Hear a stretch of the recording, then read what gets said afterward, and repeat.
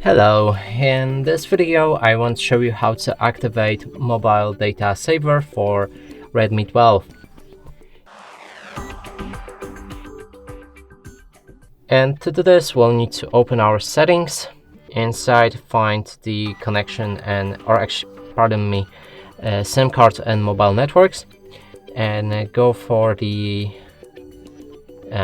right here carrier plan settings. Agree, and here you can restrict the data usage for specific apps.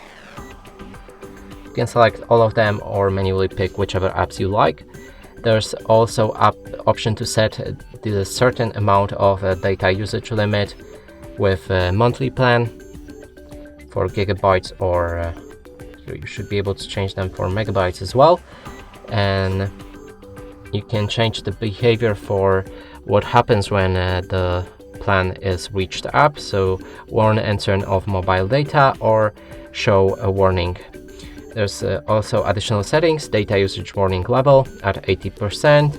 You can change it between 60 to 100%. There's a usage reset date, and you can change it for a specific day of the month. And that's it for this video. Hope you like it. Please consider subscribing to our channel, leave a like and a comment below.